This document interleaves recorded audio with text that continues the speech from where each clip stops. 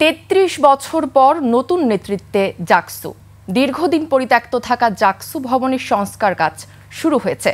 আগামীতে কিভাবে গড়ে তুলবে ক্যাম্পাসকে, এ নিয়ে কি ভাবছেন নবনির্বাচিতরা, তা দেখব সাভার প্রতিনিধি শাহেদ জোয়েলের তথ্যচিত্রে ডেস্ক রিপোর্টে।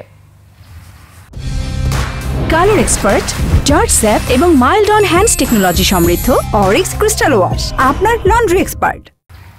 জরাজীর্ণ জাকসু ভবন অনেকদিন ধরেই পরিত্যক্ত। ৩৩ বছর পর এটিকে নতুন রূপে ফিরিয়ে আনতে নির্বাচনের আগেই কাজ শুরু করে প্রশাসন, তবে এখনও তা শেষ হয়নি।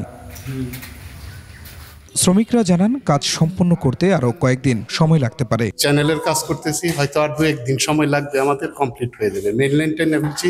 নির্বাচন ও ফলাফল ঘোষণায় দীর্ঘ কর্মব্যস্ততার পর সোমবার বিশ্ববিদ্যালয়ে ছুটি রাখা হয়। নবনির্বাচিত নেতৃত্বের প্রতি তাদের প্রত্যাশার কথা জানান সাধারণ শিক্ষার্থীরা। যে এরা যেন এদের রেসপন্সিবিলিটিটা ঠিকঠাক মেনটেন করে, যেমন ক্যাম্পাসে অনেক বাজেট আসে, সেটার জন্য দুর্নীতিগ্রস্ত না হয় বা সঠিক জায়গায় সঠিকটা ইমপ্রুভ অ্যাপ্লাই হয়, সেগুলোই আসলে আমাদের চাওয়া পাওয়া। যে ইশতেহারগুলো তারা দিয়েছে সেগুলো যাতে ঠিকভাবে বাস্তবায়িত হয়, শিক্ষার্থী বান্ধব হচ্ছে জাহাঙ্গীরনগর, মানে শিক্ষার্থীদের আমাদের চাওয়া, সেটাই আমরা মূলত কাজ করতে চাই। শিক্ষার্থীদের প্রত্যাশার কথা মাথায় রেখে নিরাপদ ও শিক্ষার্থী বান্ধব ক্যাম্পাস গড়ার প্রত্যয় জানান নবনির্বাচিত ভিপি। যারা নির্বাচিত হচ্ছে সকলে কিন্তু একটাই উদ্দেশ্য, হলো শিক্ষার্থীদের অধিকার নিয়ে কাজ করা বা শিক্ষার্থীদের চাওয়া পাওয়াকে গুরুত্ব দিয়ে কাজ করে যাওয়া।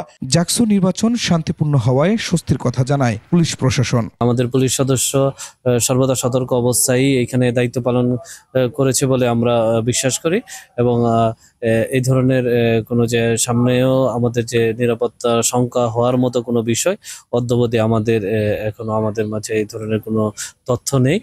নানা আলোচনা ঘটনার মধ্য দিয়ে জাকসু পেয়েছে নতুন নেতৃত্ব। চ্যালেঞ্জ মোকাবেলা করে এখন সাধারণ শিক্ষার্থীদের প্রত্যাশা পূরণের পালা।